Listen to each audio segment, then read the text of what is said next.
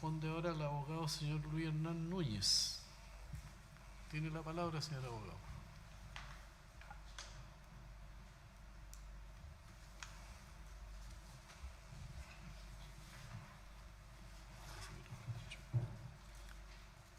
Abogado Núñez, ¿nos escucha? Está muteado. Está muteado usted. Sí, disculpe su señoría, ahora acabo de activar el micrófono. Puede alegar. Perfecto, ya, muy bien. Bueno, muy buenos días a todos. Y con la venia de su señoría excelentísima, alego en representación de don Hugo César Acevedo Godoy, condenado como autor a la pena de 15 años de presidio mayor a su grado medio por los delitos de homicidio calificado en la persona de Iván Palacios y Eric Rodríguez. Solicito a su señoría excelentísima tenga la venia de acoger este recurso de casación en el fondo, interpuesto en contra de la sentencia de segunda instancia dictada por la cuarta sala de la Ilustrísima Corte de Apelaciones de Santiago, que confirma lo resuelto por el ministro don Mario Carroza Espinosa en cuanto a la pena y a la calificación de autoría respecto a mi representado. Fundo este recurso de casación en las causales 546 número 1 y número 7 del Código de Procedimiento Penal. Como sabemos, en el número 1 del artículo mencionado señala que la sentencia, aunque califique el delito con arreglo a la ley, y esta defensa postula que el error de derecho se comete al determinar la participación de autor que se le imputa a mi representado y en definitiva se le condena. Su señoría, excelentísimo, mi representado, si hago un breve, muy breve análisis del artículo 15 que considero que se ha vulnerado al calificarlo como autor, señala que dice que se debe considerar autores. Primero, número 1, el que toma parte en la ejecución del hecho. Bueno, ya la señora relatora, entre paréntesis felicito por su estupenda relación muy completa, pero nos señaló que mi representado, al lugar de estos lamentables hechos, que para algunos será un enfrentamiento y otro directamente un homicidio calificado, pero sea el caso, llegó en forma tardía, llegó en forma posterior al lugar de los hechos, ¿ya? Por lo tanto, es que actuó de manera inmediata o directa, o sea, impidiendo o procurando impedir que se evite, porque llegó, nuevamente digo, a lo mejor voy a ser muy más en esto, pero necesito que esto quede súper claro en cuanto a que llegó en forma muy posterior a lo de desencadenamiento de estos hechos. Señor abogado, ¿puede mejorar un poco su audio? Porque se le escucha muy bajo acá en la sala. Ya, ¿me escucha bien ahí? Ahí sí, es mejor. Ya, voy a hablar más fuerte entonces, señoría. ¿Ya? Sí, por favor. Estaba en el caso del análisis del artículo 15 de autoría número 1 que señala a los que toman parte en la ejecución del hecho y me estaba haciendo referencia que mi defendido llegó, como dijo la señora relatora, y está acreditado por lo demás del proceso, llegó de forma posterior a estos lamentables sucesos que ocurrieron en el mes de abril de 1989. Pues bien, el número 2, para calificar esto de autoría, los que fuerzan o inducen directamente a otros a ejecutar.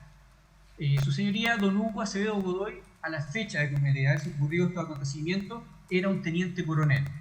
Por sobre él estaba el director de la CNI, el subdirector, y también el jefe metropolitano de unidad, que era don Enrique Ledi, que falleció hace ya un tiempo de la fecha. Por lo tanto, tampoco podemos pensar que él haya forzado, inclusive a sus superiores jerárquicos. Sabemos cómo es el ejército, opera y en base a una jerarquía muy estricta por lo demás. ¿Ya? El número 3 del artículo 15, los que concertados para su ejecución, no hay ninguna prueba más allá de los dichos de señor Sangüesa, que siempre han sido muy ambiguos, ¿ya?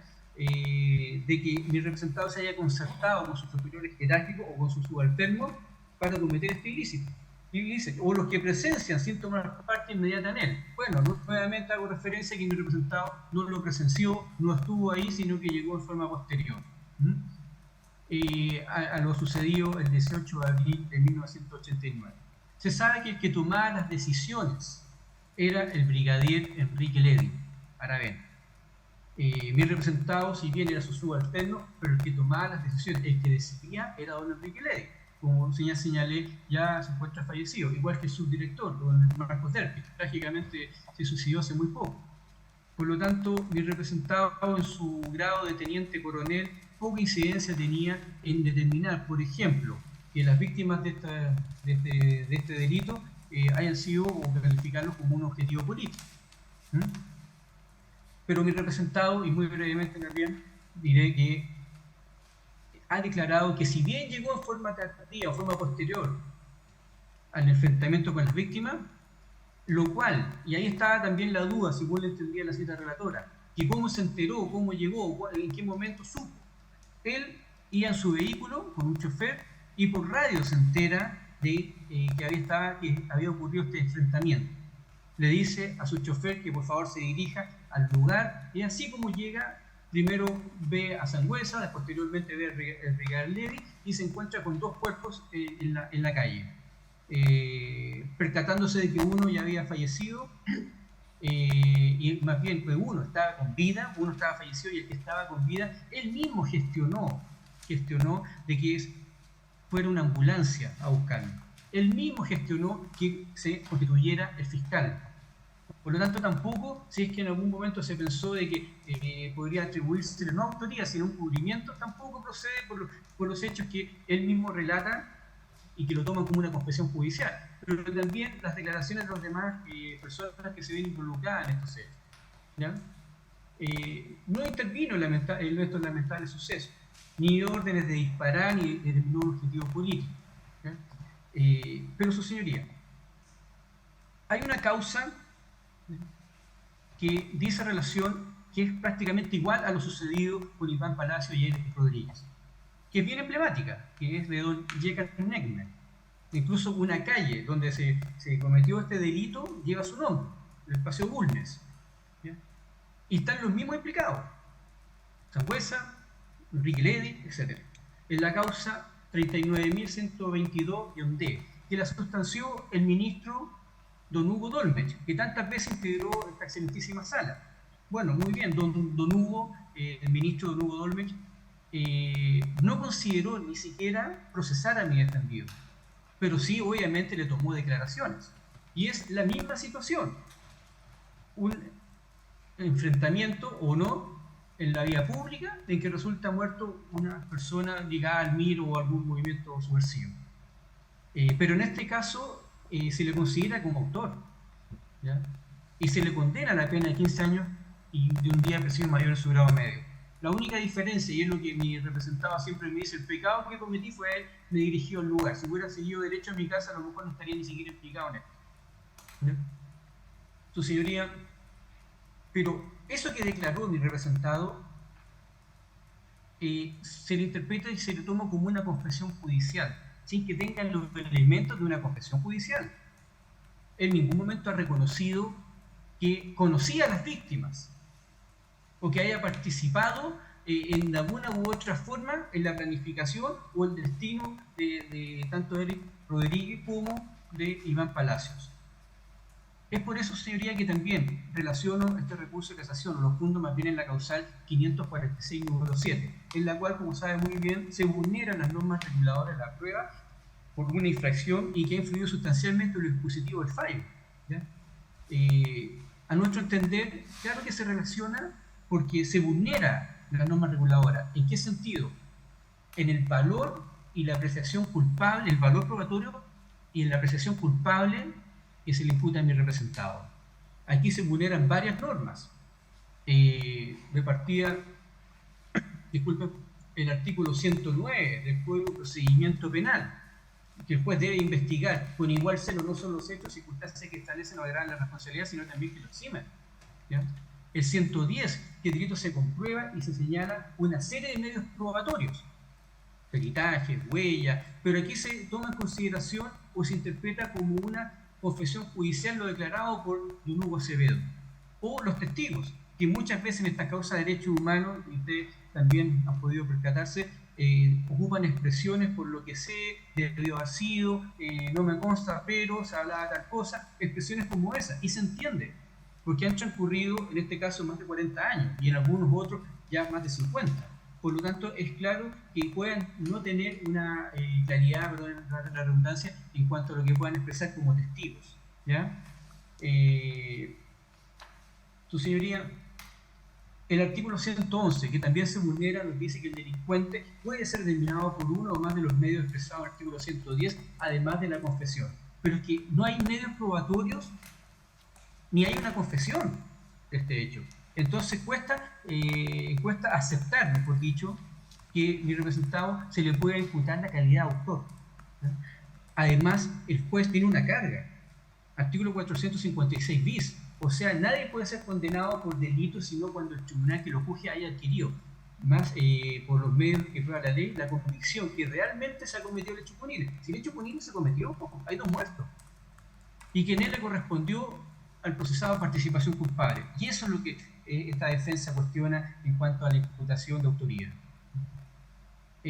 Su señoría se llega incluso al absurdo de poder quedar con el gusto de que aquí se condenó por el hecho de haber llegado en forma tardía, más que por los medios de prueba que a lo largo de este proceso, don Mario Carroza Espinosa, muy buen ministro, investigador, muchos años investigó, pero en este caso, su señoría excelentísima, la verdad, esta defensa no aprecia los medios para que él se hubiera formado la convicción necesaria que la ley le demanda para el efecto de determinar esta participación. Tampoco tenemos indicios o bases para establecer una presunción judicial, sino por el hecho de que hayan 2 muertos, que el hecho real y probado y el enfrentamiento o ajusticiamiento, como quieran expresarlo, determina que, partiendo de ese hecho conocido, deduzco un hecho que desconozco, que es la real participación de don Hugo Acevedo Godoy. Tampoco podemos ocupar esa presunción judicial, no hay gravedad, precisión ni concordancia en ella. ¿Ya? Es por eso, su señoría excelentísima, que solicito tengan a bien acoger este recurso que se hace en el fondo fundado en la causal ya señalada en 546, número 1, número 7, que se declare nula esta sentencia y que se dicte una sentencia de reemplazo más acorde a derecho. ¿Ya? Y por último, su señoría, solamente señalar que actualmente mi defendido, don Hugo Acevedo Godoy, se encuentra hospitalizado, aquejado de muchas enfermedades, 8 patologías, un trasplante de hígado, y la verdad las cosas están en una situación de salud de gravedad. Solamente quiero expresarlo para que sepan cuál es la situación actual de Hugo Acevedo Godoy. Gracias por escucharme, su señoría excelentísima. Traté de aportar lo más posible la atención a que hay demás colegas y solicito autorización, ya sea para retirarme o para dejar de conectar la cámara porque tengo otros asuntos profesionales, por favor, su señoría. Muy bien, señor abogado, está autorizado para retirarse. Muchas gracias. Muchas gracias, señoría. Muy buena jornada. Buenos días. El abogado don Francisco Bustos alega a continuación. Muchas gracias, señor presidente. Con su venia y la de la sala excelentísima, alego en representación de la parte querellante, agrupación de familiares de ejecutados políticos, por los homicidios calificados consumados de don Eric Rodríguez, de 20 años a la época de los hechos, y de don Iván Palacios Guarda, de 19 años, instando porque se declare que la sentencia del día 30 de septiembre del 2021 no es nula respecto de los reclamos de las defensas, y solicitando que se anule únicamente respecto de un aspecto penal que pedimos en nuestro recurso. Señoría, dado en primer lugar lo completo de la relación y en segundo lugar que también se nos ha solicitado reducir el tiempo, yo espero también finalizar mis alegatos en unos 20 minutos y no en los 30 pedidos, así que voy a intentar ser más conciso. Señoría, rápidamente respecto de nuestro recurso, la causal invocada es la del 546 número 7.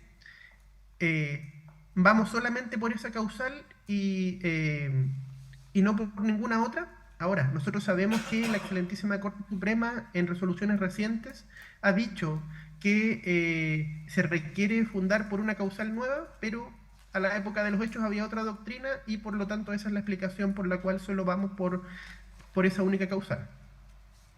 Lo que pedimos aquí es que sin nueva vista y separadamente se anule la sentencia de reemplazo, se anule la sentencia y se dicte un fallo de reemplazo que condene a los acusados Humberto Leiva Gutiérrez, entonces director de la CNI, y Armando Ávila Fierro, de Investigaciones.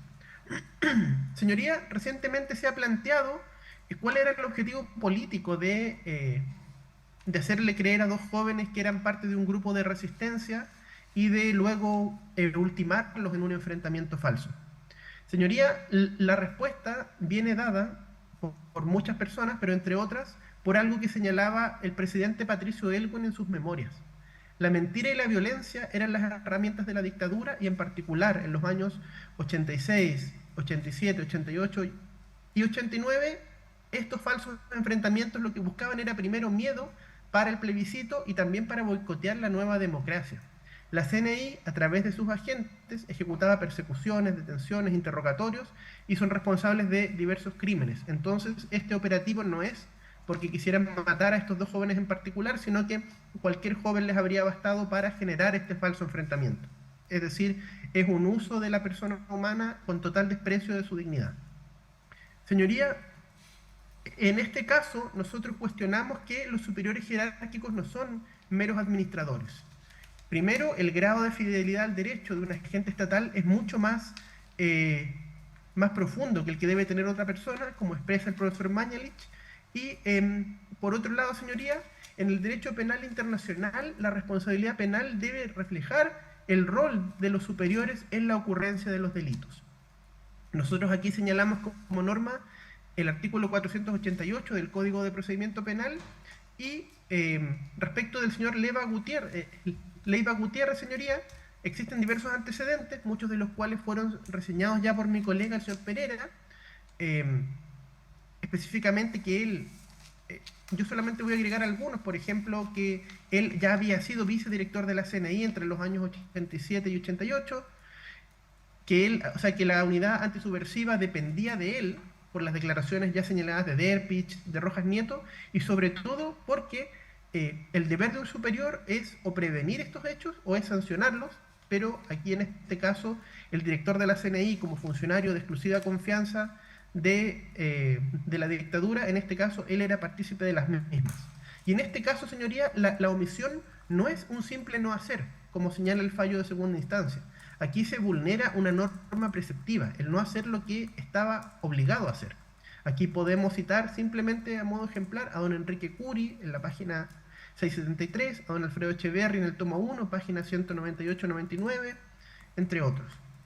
Entonces, estos agentes detentan una posición de garante por un deber de vigilancia, lo que ha sido reconocido por la excelentísima Corte Suprema en diversos fallos, como el caso Julia Retamal Sepúlveda, rol 3821-2006, el caso Joaquín Montesinos Rojas y otros referidos a la subcomisaría de la Granja, rol 14594-2019, o sentencias mucho más recientes de otros episodios represivos de la CNI, como el episodio Fuente Ovejuna, rol 23.420-2020, o el episodio Janequeo, rol 10.047-2022. En este caso, señoría, también respecto del acusado Leiva Gutiérrez, hay que decir que son más las opiniones por condenarlas que por absolverlo, y solamente podemos decir que tanto el ministro Mario Carroza, el señor fiscal judicial y además el señor ministro Crisosto estuvieron por determinar su responsabilidad. Y solamente quiero decir una última cosa respecto de él, señoría. Nosotros tenemos conocimiento que él fue recientemente absuelto en una sentencia en el rol 29.870-2021, aunque hubo una votación dividida por considerarlo como autor, y esto lo traemos a colación porque en ese caso los hechos aparentemente sí fueron un enfrentamiento, no como en este otro donde hay toda una operación, un operativo de infiltración, un operativo de darle falsas misiones y un operativo con despliegue de múltiples agentes para acribillar a dos jóvenes y hacerlo pasar por un enfrentamiento. Por lo tanto, lo que se dijo en esa causa, al haber sido un hecho mucho más inmediato, no se puede predicar respecto de esta, que obedece a una planificación mucho más profunda. Y respecto del señor Armando Ávila Fierro, señoría, en este caso sí estamos más solitarios. En este caso, en realidad, ni los ministros estuvieron por acompañarnos, salvo el señor fiscal judicial, pero respecto de él podemos citar el considerando 16, donde se da cuenta que es integrante de la CNI, que es jefe de un equipo, que el señor Acevedo pidió apoyo para el operativo y que él llega, lo que dice el fallo es que él llega solamente a 2 cuadras, pero lo concreto aquí es que hay una planificación conjunta y por lo tanto creemos que los dos pueden encuadrarse en hipótesis de coautoría. Por eso, señoría, para ser muy breve, solicito que respecto del recurso de la agrupación, del recurso presentado por don Eduardo Contreras, que se acoja el recurso y si en nueva vista pero separadamente, se dicte la sentencia de reemplazo que condene a estos dos imputados en calidad de coautores de estos hechos. Paso entonces a referirme brevemente también a los 5 recursos de casación presentados por las defensas letradas de los otros sentenciados. Señoría, respecto del recurso de don Luis Sangüesa Ross, presentado por el colega Murat, aquí tengo varias cosas que decir y me interesa especialmente el hacerme cargo de algo que se afirmó. Se dijo que la proporcionalidad de la pena no es un asunto que debe importar a los tribunales de justicia. Eso se dijo 2 veces.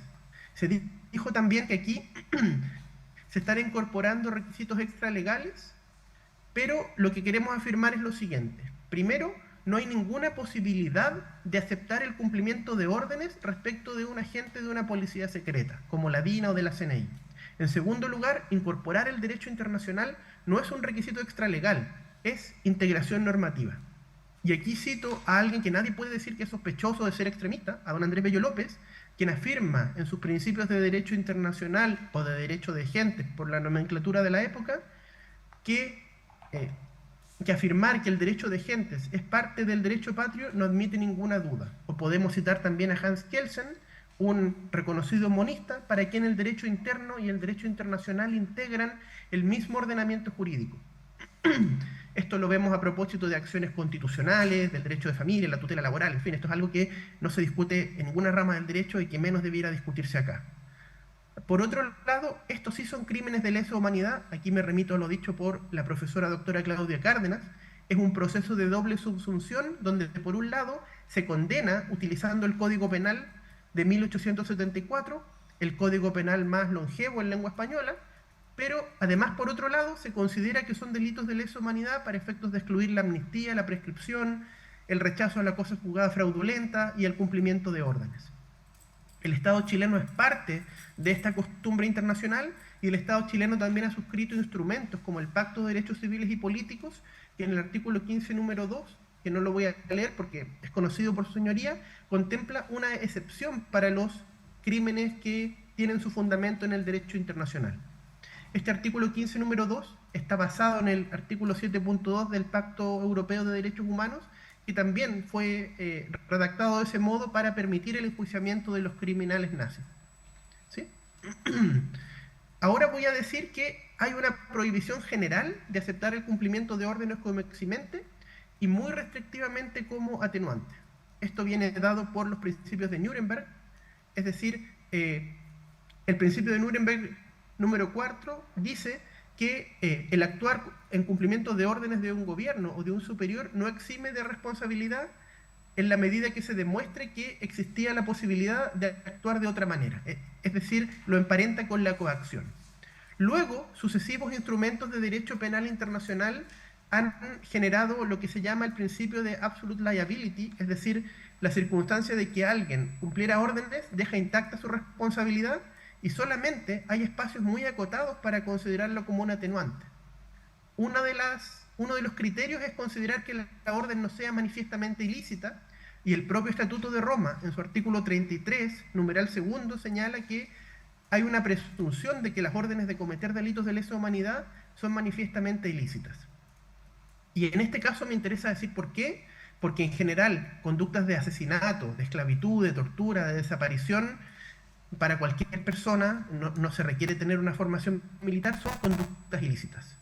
Y ahora viene la otra pregunta, y esto es algo que nos fue abordado por el colega defensor. ¿El señor Sangüesa Ross tenía posibilidad moral de opción? ¿Es el tipo de persona que se vio compelido ante una orden ilícita? Y si analizamos su currículum o su prontuario, la verdad es que la respuesta es negativa. Él no solo es un oficial de ejército, él también es un agente que integró la CNI por casi una década. Él participó en las matanzas en el Tume, después de lo cual...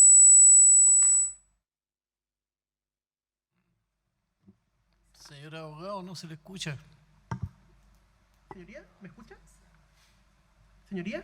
¿Me escucha? Ahora sí. Perfecto. No sé dónde quedaron, pero lo que estaba diciendo es que aquí... Muchísimas gracias, señoría, se lo agradezco. Perfecto. Después del caso en el Tume, el señor Sangüesa Ross pasa a integrar la CNI como un premio. Y él después tiene 5 condenas en el caso, el crimen de Juan Espinosa Parra, ocurrido en diciembre del 83, también un falso enfrentamiento. En el crimen de Fernando Vergara Vargas, también un falso enfrentamiento del año 84. En la Operación Albania, 15 y 16 de junio del 87, también un falso enfrentamiento. El caso de los 5 desaparecidos del 87, también un falso enfrentamiento. Y el homicidio de G. Carnegie. Por lo tanto, señoría, si uno piensa que ¿quién se podría haber compelido a cumplir una orden ilegal? Todos pensaríamos en un conscripto, alguien menor de edad o alguien que se vio obligado a cumplir una función de seguridad pública. No quien por una década integra organismos de seguridad y comete desapariciones y asesinatos. Por lo tanto, yo creo que este requisito por ningún lado se cumple y es muy difícil. Se le fue la voz.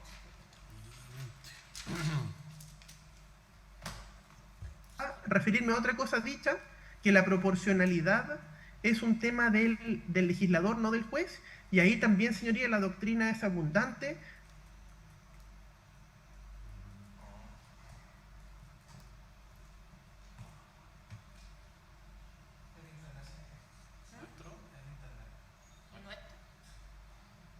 ¿El de acá?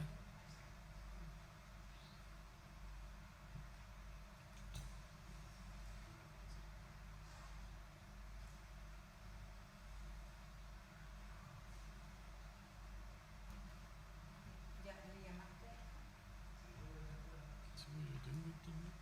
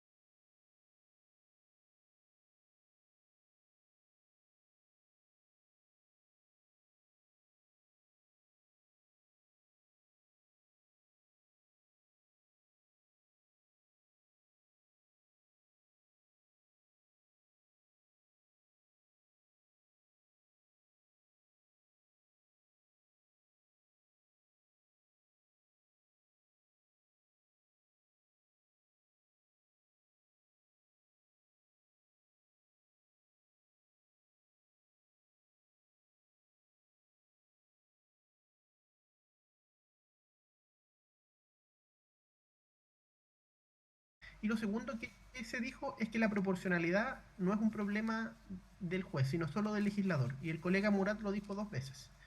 Y yo lo que decía, muy resumidamente, es que la individualización judicial de la pena o determinación de la pena es un tópico de importancia central. Desde luego lo es para el legislador, pero también lo es para los jueces. Y aquí diversa doctrina nacional, española, alemana, en fin, todo ello da cuenta de la importancia de esto. Basta revisar cualquier comentario en un código penal y también lo es, especialmente respecto de crímenes de derecho internacional. Y hay normativa como la Convención de Desapariciones Forzadas, Convención contra la Tortura y otras, informes de la Comisión Interamericana de Derechos Humanos e incluso un caso que se está litigando hoy día, que es Vega González y otros contra Chile por aplicación de la prescripción gradual en relación con la obligación de imponer penas proporcionales. Por lo tanto, señoría, debe rechazarse también la invocación de la media prescripción, considerando especialmente los 3 argumentos que esta excelentísima Corte tantas veces ha dicho. En primer lugar, que son delitos imprescriptibles. En segundo lugar, un mandato de proporcionalidad. Y en tercer lugar, señoría, algo que señalan autores como don Eduardo Novoa o don Alfredo Echeverri, que es facultativa. Así que con eso me ocupo del primer recurso y voy a hacer referencia a algunas cosas ya dichas para ir a los demás. Respecto del recurso por el inculpado Juan Farías Orellana, defendido por la colega doña Caterina Ñeco, que busca también aplicar el artículo 211 y el artículo 103, yo aquí me voy a remitir en general a lo dicho y solo voy a agregar 2 cosas. En primer lugar, ningún tipo de coautoría, especialmente del artículo 15 número 3, requiere una absoluta igualdad entre los miembros, así como si fuera, no sé, la mesa redonda. El crimen organizado, el narcotráfico, las estructuras de aparatos organizados de poder tienen personas que desempeñan diversas funciones y eso es perfectamente normal. No hay ningún requisito jurisprudencial de perfecta igualdad para la coautoría. Y el ser un agente operativo es una cuestión de hecho. Aquí solamente me quiero referir al episodio Tocopilla, el rol 82.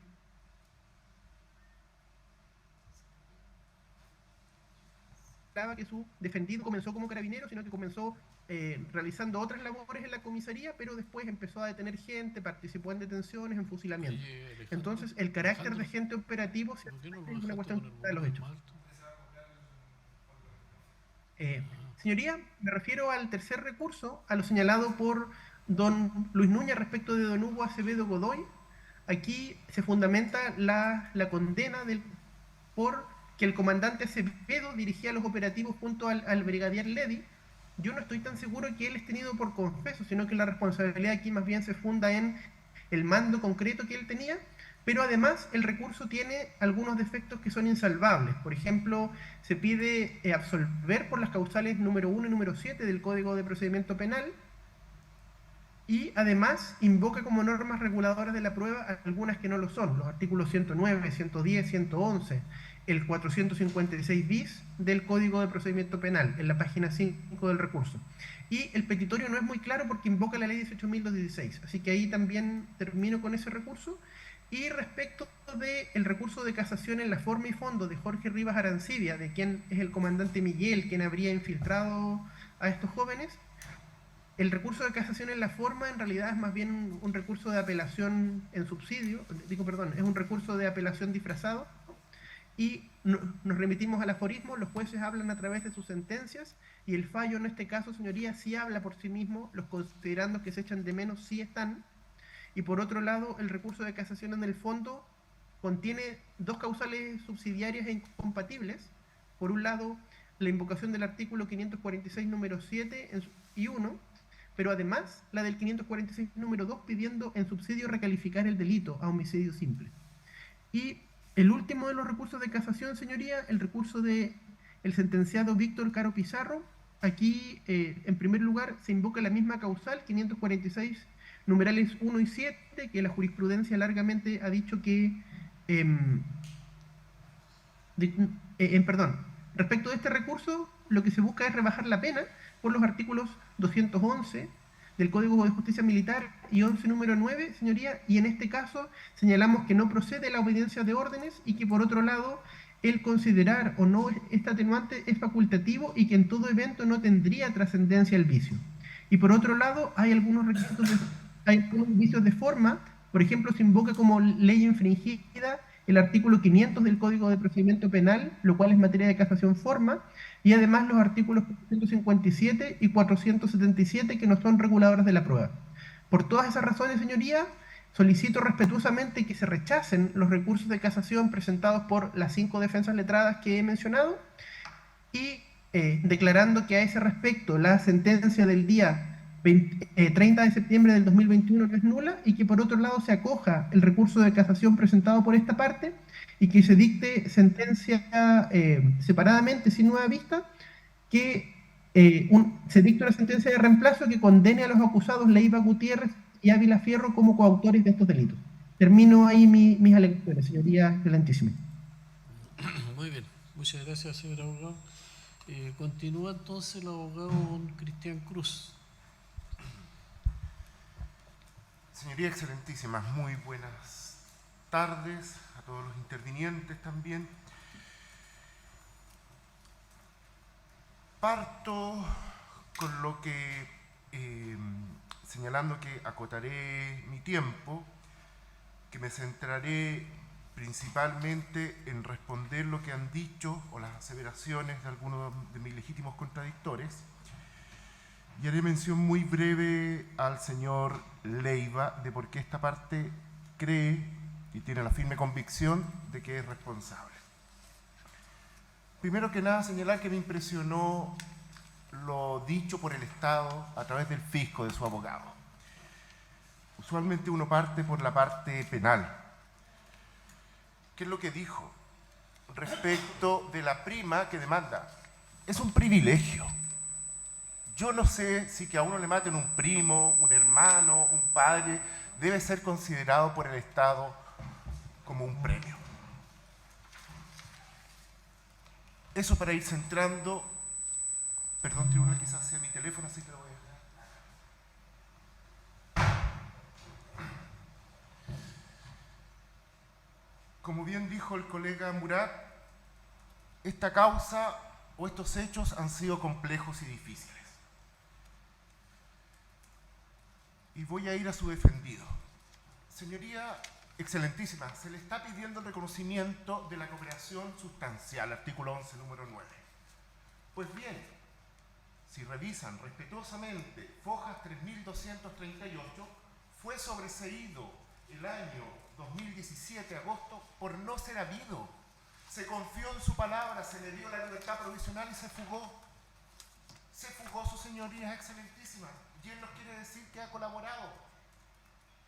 Y la PDI lo detuvo escondido en un closet o en un armario. Ahí estaba. En sus declaraciones dice, mire, esto está mal, de hecho yo hablaba con la tropa porque yo era un teniente que dirigía la tropa. No era un teniente, lo que quiero decir es que cada detalle lo que él dice es mentira de principio a fin. Era un capitán, nació en el año 56, al 89, tenía 33 años. El sentido común nos va a hacer creer que a los 33 años todavía una persona es teniente en el ejército. Era capitán, se rebaja el grado, ya se le dijo, era una especie de pistolero favorito de la CNI, tribunal excelentísimo. Él era el señor Sangüesa, que llega al lugar, y aquí esto cruza para todos los agentes. Todos dijeron, cuando llegamos al lugar, uno de los jóvenes había fallecido, ninguno dice, lo asesinamos o lo asesinaron, falleció, y el otro estaba con vida, y yo me preocupé de que llegase la ambulancia. Bueno, si vemos a qué hora llega al hospital, al San Juan de Dios, y lo digo porque tiene que ver con la geografía, a las 22:35 horas. La ejecución fue a las 21:10. A las 9:10 de la noche la persona llega al hospital a las 22:35. ¿Qué es lo que nos dicen algunos testigos? Que en el suelo eran pateados, eran golpeados por los agentes. ¿Qué es lo que nos dice el fiscal? Porque recordemos que esta causa fue conocida por manu militar y fiscalía militar. Nos dice en el acta, Fojas, ya diré las Fojas, 100, bueno, insisto, ya la encontraré. Lo que dice el fiscal, que se le llama por teléfono, se le dice que hay un muerto y un herido. Llega al lugar y sigue el herido ahí. Y el fiscal señala ordené que se lo llevase a la ambulancia. El colega de defensor del señor Acevedo, que el señor Acevedo llega al lugar y que él pide que vaya a la ambulancia. El señor Sangüesa Ross, que él pide que llegue a la ambulancia. Que en el acta el fiscal militar no dice que cuando él se va se preocupa de que efectivamente se haya ido a la ambulancia. El señor Leiva, el director de la CNI, que también es informado, sabe que hay una persona herida, se preocupa que llegue a la ambulancia. Nada de eso, su señoría excelentísima. Y esto es parte del plan. Estos jóvenes tenían que ser asesinados. No estaban en un lugar baldío, oscuro, estaba lleno de bloques. Yo vivía cerca del lugar, vivía en Los Prados, conozco perfectamente la geografía. No es un lugar en que la gente no vaya a ver lo que ocurre. Prosigo. Y ahora voy muy breve al señor Leiva.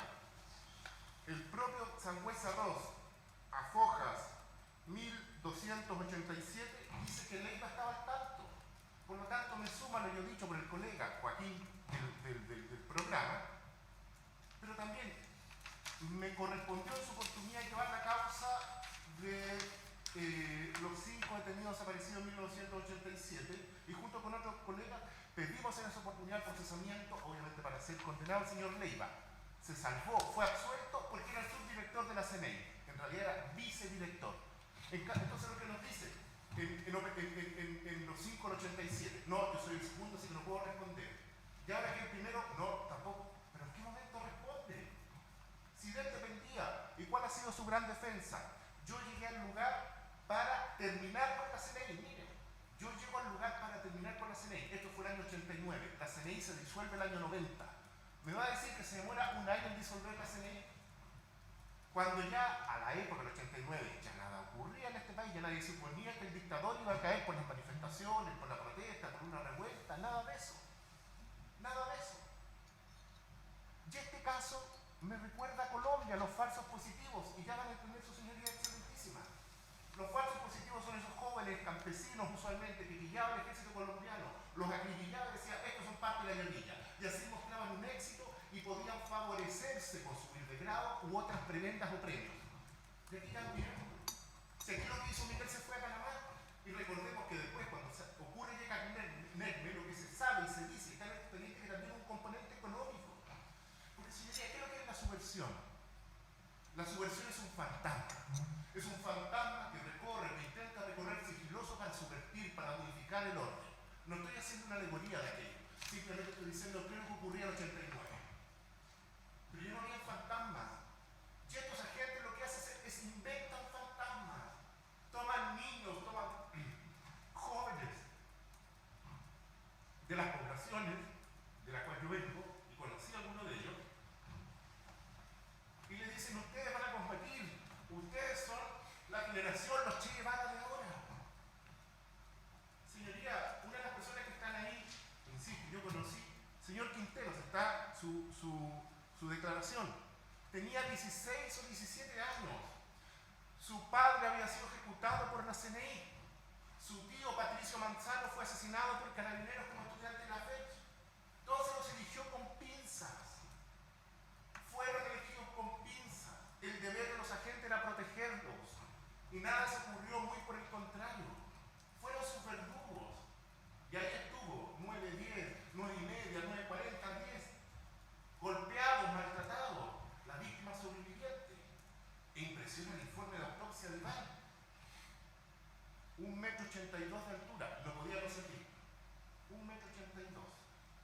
5 al menos entrada proyectil. Uno de ellos informa la autopsia de arriba abajo, de atrás para adelante, y esa misma bala perfora su hombro. Señorías, excelentísima, ¿qué significa? Que él estaba en el piso. Estaba en el piso y el tirador dispara. La bala, que además es descrita en el informe de autopsia como una bala blindada, dispara, perfora, de arriba abajo. La víctima ya estaba en el suelo. La víctima estaba en el suelo. Otro impacto de bala en el glúteo. Otro impacto de bala en el glúteo. Informe de defractación de polvo de nitrato, 0. 0. 0. ¿Y qué es lo que nos dicen los agentes? El señor Caro, en esa época Ventura, si mi memoria no falla, en su primera declaración prestada en sede castrense, lo que dice es Vi cuando encendían la mecha. ¿Vio cuando encendían la mecha? ¿Y por qué no explotó la bomba? ¿Por qué no explotó? Nadie se preguntó. Se presenta a peritaje que el señor fiscal militar Araba, acompañado de su secretario, don Rodrigo Sandoval, y los nombros, porque ellos todos han estado aquí, han sido el sexto, el sexto sofá, la sexta silla, como auditores generales del ejército han integrado esta excelentísima sala. Si esto ha sido lucha contra titanes. Bueno, pues bien, hacen una inspección al vehículo, al Suzuki, dan cuenta en el acta que las balas están ahí. ¿Por qué no las periciaron? Las balas correspondían efectivamente a las armas que supuestamente tenían los jóvenes. Claro que no, si era otro más del operativo, como fue Operación Albania, que ahora se cumplieron 15 y 16 de junio 37 años. Esta es una constante. Esta es una constante, señorías excelentísimas. El otro joven, creo que tenían 18 y 19 años, no 19, 20, pero da lo mismo, eran niños. Mirando para atrás, eran niños. Al fallecer, también 1,80 m, 44 kilos pesaba al fallecer. 44, no tenía opción de nada al Tribunal Excelentísimo. ¿Qué es lo que nos dice don Juan Fuentes, el tío de Iván? Yo trabajaba con él era el papá de Beatriz, la demandante.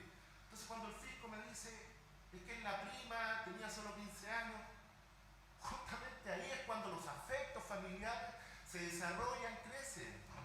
Le matan al primo, su primo querido, porque aquí no han venido todos los primos y todos los familiares en la demanda.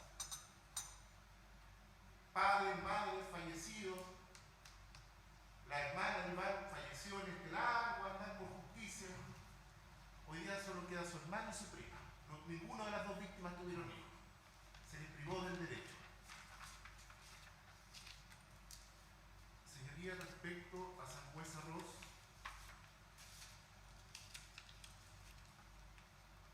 esta parte no puede dejar pasar por alto, y si ven los colegas que antes también se hicieron cargo de aquello, si este crimen, como dice el centro 3, que solo se puede aplicar la misma prescripción respecto a los delitos prescriptibles, ¿cómo se va a considerar este delito prescriptible?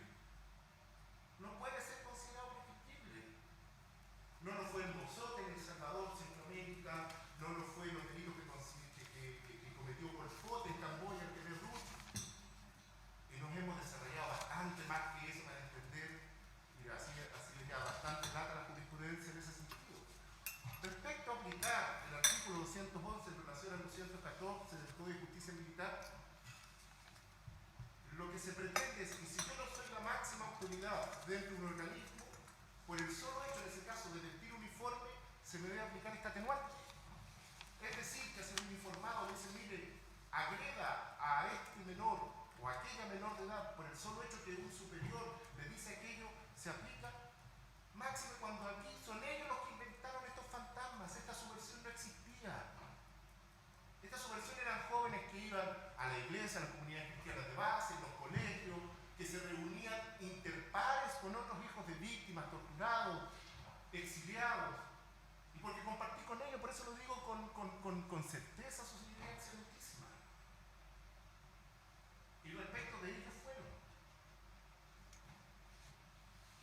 Sé que mis palabras tienen vehemencia, no podría no tenerla, y les pido las disculpas si en algo me he sobrepasado. Entonces, bien lo dijo la señora relatora, nuestro recurso es muy similar al del colega Joaquín del programa, y por lo mismo es que acoto y no me voy a extender en aquellas causales.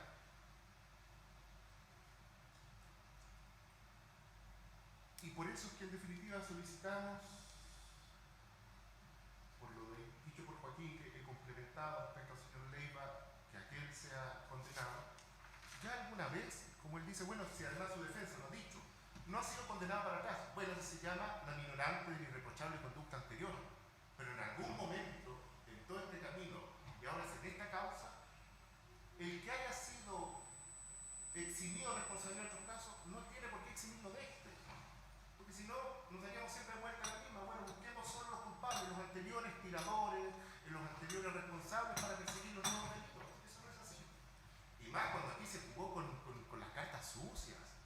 Porque si revisamos las tres primeras declaraciones de los agentes, declaran con nombres falsos ante la Fiscalía Militar. Declaran que se les pregunta cuál es su cédula de identidad y ninguno de los tres recuerda cómo ninguno de los tres recuerda su cédula, y al fiscal militar, señor Arapia, su secretario, el señor Sandoval, no le pareció extraño. Entonces la defensa lo que han dicho es que ha pasado mucho tiempo. Ellos son los responsables de este exceso de tiempo. Y aquí no ha habido colaboración, porque la persona que reconoce con nombre y apellido a Miguel no es Sangüesa Ross, es la señora Evelina Bamondes. Ella, en su atestado de 7 de diciembre de 2015, da el nombre de Miguel. Incluso recuerda y da la placa patente de uno de los vehículos que se movilizaba Miguel. Y eso mucho antes de que se fuese a declare. Y es reconocido fotográficamente por agentes de la CNI, por el señor Quintero, ya mencionado por ella. A mí me da la impresión que el señor Sangüesa Ross, cada vez que hay un nuevo antecedente en la causa, ahí él corre y dice, mire, quiero colaborar. Pero en realidad no hay colaboración en el plan. Lo único que yo veo es que dice, efectivamente, a Fojas, la ya señalada, 1287, que aquí el señor Leiva tiene responsabilidad. No hay ninguna colaboración ni de él ni de nadie. Ninguno de los agentes dice que hubo homicidio, si ni siquiera reconocen el hecho. Mucho menos piden perdón. Y podrían por último pedirlo a través de sus abogados, tampoco. Nada de aquello. Señoría, y con esto termino simplemente solicitando, como incluso dijeron la defensa de los contrarios, justicia. Nada más, pero nada menos, y siempre conforme al mérito del proceso. Gracias, señor abogado. ¿Puede alegar la abogada Nicole Subiabre? Muchas gracias, su señoría excelentísima. Con la venia de su señoría excelentísima, alega en esta causa la abogada Nicole Subiabre por el condenado Víctor Caro en contra de la sentencia de fecha 30 de septiembre del año 2021, dictada por la Ilustrísima Corte de Apelaciones de Santiago, mediante la cual aumenta a la pena de 15 años y un día respecto de mi representado como autor de casación en el fondo deducido por esta parte por los siguientes argumentos de hecho y derecho que paso a exponer. Su señoría excelentísima, si bien esta defensa se anunció por 20 minutos, en atención al tiempo y lo largo que ha sido esta jornada, va a pedir que se le autorice a reducir el tiempo ya señalado. Por supuesto. Muchas gracias, su señoría excelentísima. Y esta defensa funda el recurso de casación en las siguientes causales, su señoría excelentísima. Primero, la causal contemplada en el artículo 546, número 1 del Código de Procedimiento Penal, como también la contemplada en el 546, número 7 del mismo texto legal. Esta defensa entiende que la causal invocada se sustenta, primero, la de contemplar en el número 1 en la errónea aplicación del derecho, al no considerar las dos atenuantes que fueron alegadas durante todo el proceso por entenderse que son procedentes. En principio, su señoría se va a referir a la primera atenuante, la contemplada en el artículo 211 del Código de Justicia Militar en relación al 214 de dicho mismo cuerpo legal, la que dice relación con el cumplimiento de órdenes y que sí fue considerada por el Tribunal Acuo cuando dicta su resolución contemplando esta circunstancia atenuante respecto de mi representado. Y en segundo lugar, su señoría también va a solicitar la aplicación del artículo 11, número 9 del Código Penal, la colaboración sustancial con la investigación, de acuerdo a los siguientes antecedentes. En cuanto a la primera circunstancia, su señoría, esto es el haber cometido el hecho en cumplimiento de órdenes recibidas de un superior jerárquico y ellas fueran relativas al servicio, podría ser considerada como atenuante muy calificada. Para aplicar esta atenuante, como ya lo señaló también largamente el colega don Maximiliano Murat, basta la comprobación de la orden y de la jerarquía. Son esos dos requisitos los que contempla dicha norma. Y estos dos requisitos quedaron respecto de mi representado acreditado en todo el proceso.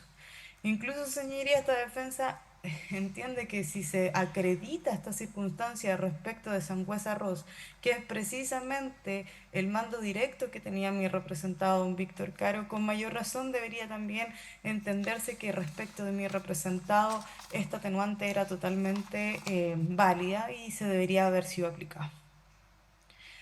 ¿Qué es lo que hace mi representado? Como ya se señaló también por la excelente relación de la señorita relatora, mi representado llega al lugar por orden de don Sangüesa Rosa en atención a que ese día habían diversas manifestaciones y lo mandan a resguardar la seguridad de dichas calles. Dentro del proceso se acredita que mi representado, incluso por varios de los que estaba también con él, no logra moverse fácilmente hasta que logran tomar otras calles, llegar al lugar y en ese minuto es cuando ocurre los hechos que son materia de esta investigación. Bajándose mi representado y como él también lo señala dentro de su declaración, efectúa disparos contra las víctimas. En este sentido, su señoría excelentísima, eh,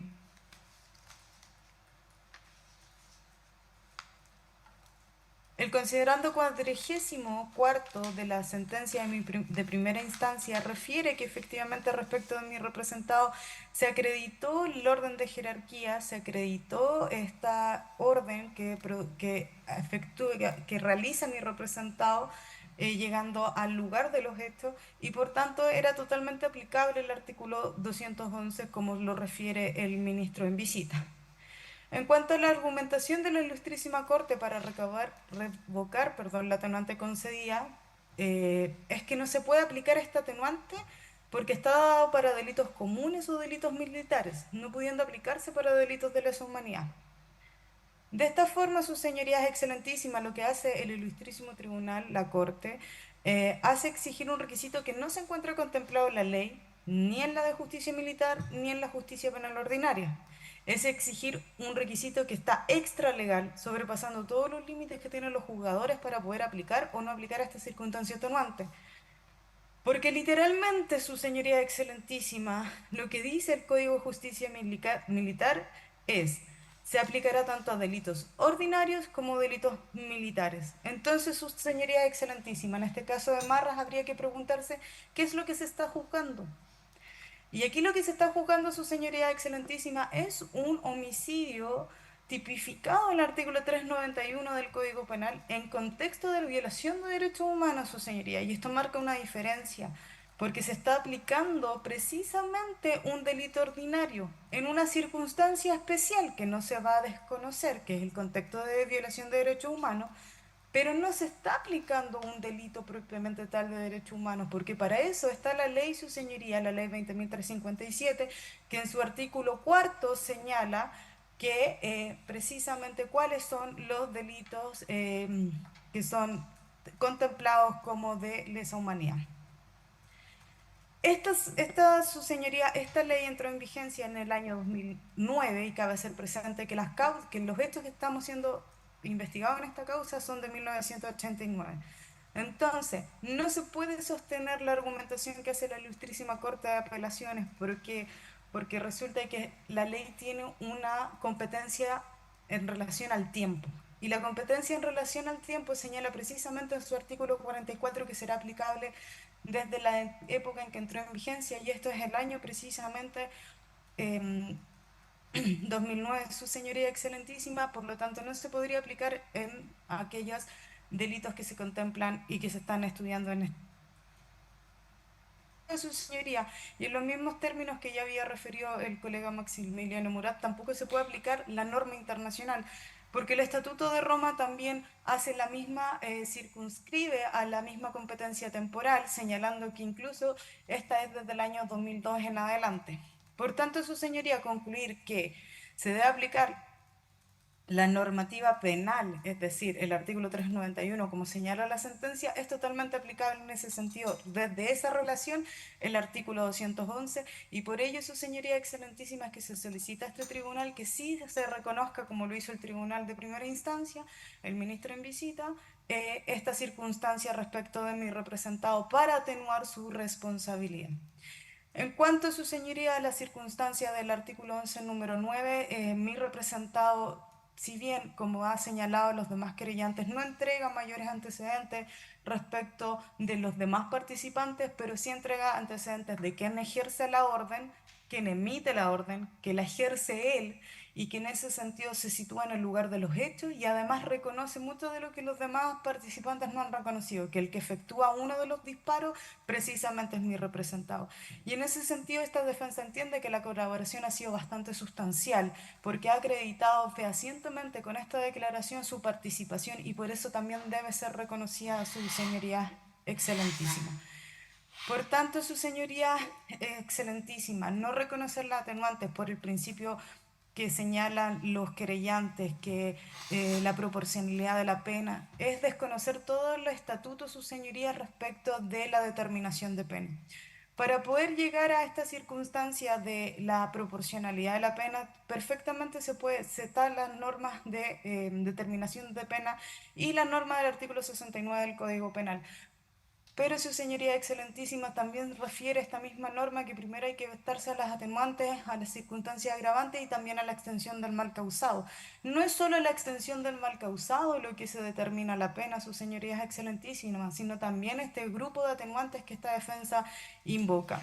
Por tanto, su señoría excelentísima, ya concluyendo mi alegato, es que se solicita que se le reconozca a mi representado ambas atenuantes, las cuales sí una de ellas fue reconocida en primera instancia y revocada en segunda, y que la segunda, que sería el artículo 11, número 9, su señoría, no ha sido reconocida en el proceso y por eso viene la segunda causal, que es la estipulada en el artículo 541, número 7, en que refiere que se habrían infringido las normas reguladoras de la prueba porque consta en el proceso todas las circunstancias y hechos que permiten acreditar que sí procede esta atenuante contemplada en el 11 número 9, la colaboración sustancial, su señoría.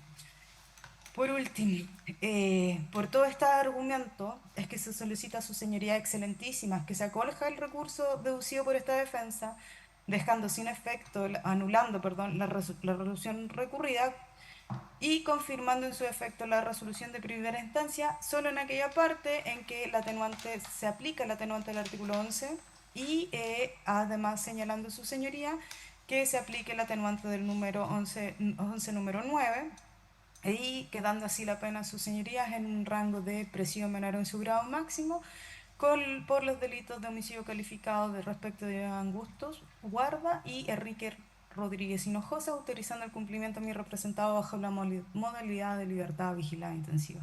He concluido mi alegato, su señoría es excelentísimo. Muy bien, muchas gracias. Puede alegar a continuación el abogado señor Juan Carlos Leva. Leiva.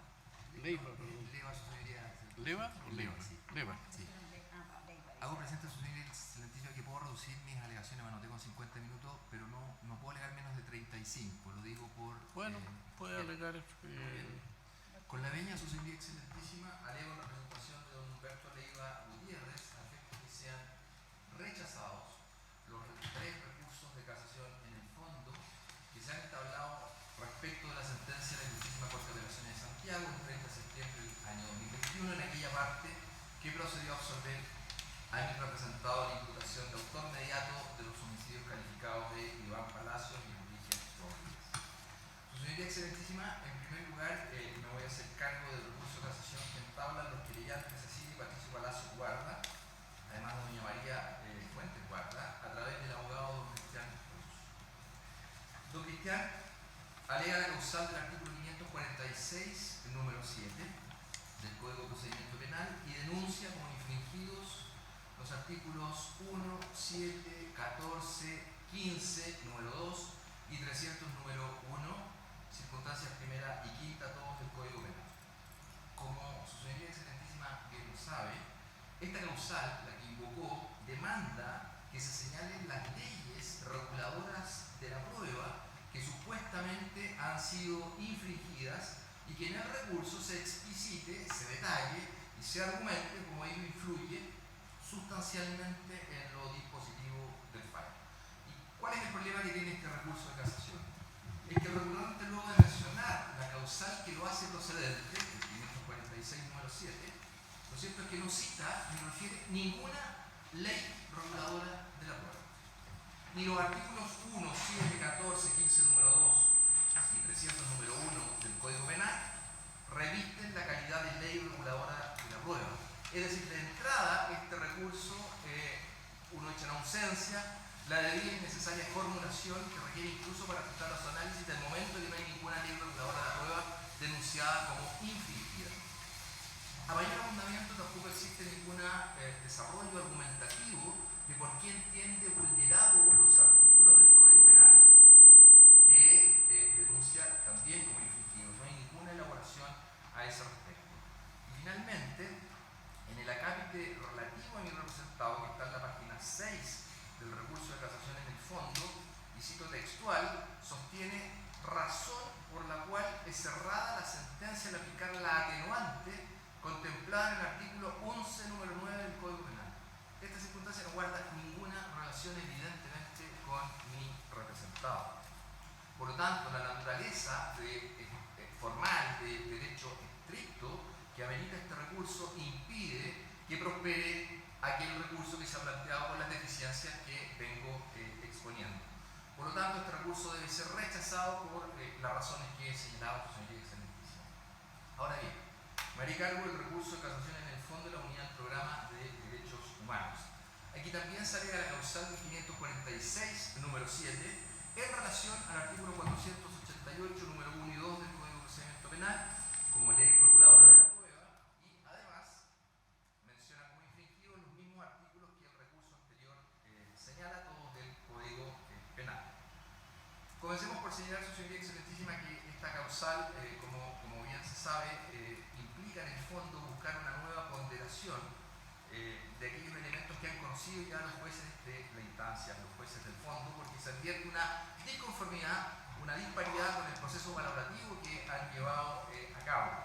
Y esta cuestión ha sido reiteradamente resuelta por su señoría excelentísima, señalando que esta facultad es exclusiva de los jueces del fondo, de los jueces de la instancia. No resulta suficiente invocar la infracción del artículo 488 del Código de Procedimiento Penal, toda vez que el artículo 488 dispone que aún cumpliéndose con las 5 exigencias que contiene, los 5 numerales que deben ser satisfechos para dar o conferirle la valoración de plena prueba a un hecho, el juez no está obligado, aún en ese caso, a aplicarlo de esa manera. Solo puede hacerlo, es decir, establecido el cumplimiento de las 5 exigencias del artículo 488, el magistrado puede darle la condición, la categoría, la valoración de plena prueba a un hecho, pero no tiene la obligación de así hacerlo. Y lo debe hacer cuando, lo puede hacer cuando además a su respecto converja la convicción moral condenatoria que impone el artículo 456 del Código de Procedimiento Penal.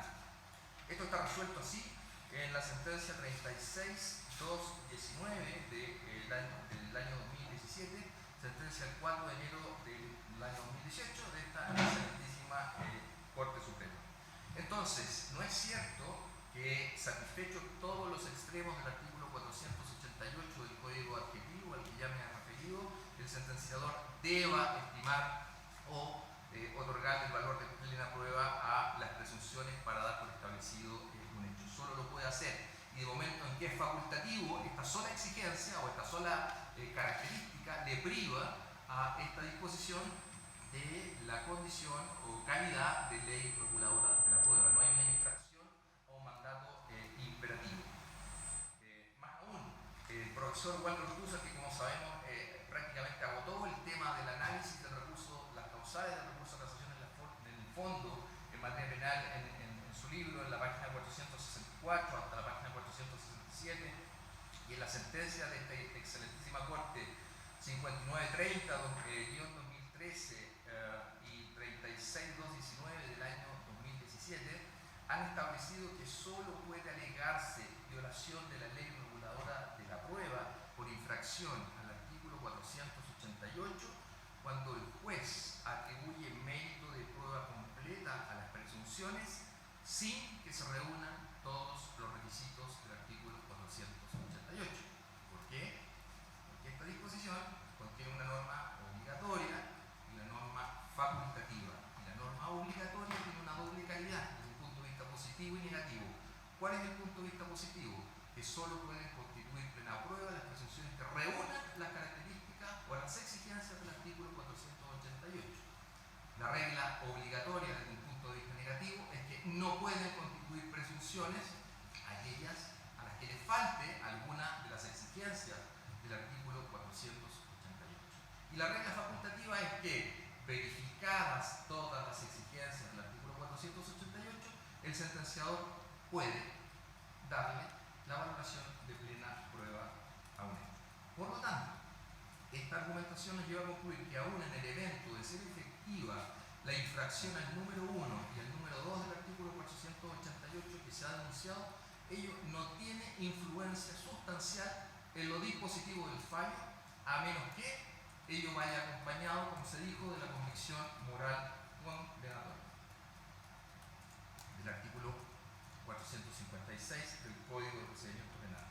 Y aquí lo enlazo con el recurso. Entonces, carga del recurrente de explicar cómo se produce, de cómo se verifica esta infracción a la ley reguladora de la prueba en concreto, y no lo hace en su recurso, al punto que no se hace cargo de ninguno de los antecedentes precisos y determinados que contiene el considerando segundo del fallo de fecha 30 de septiembre del año 2021 de la Ilustrísima Corte de Apelaciones de Santiago, que expresamente señalan, en virtud de esos antecedentes, los magistrados del fondo no llegaron a generarse la convicción moral condenatoria del artículo 456.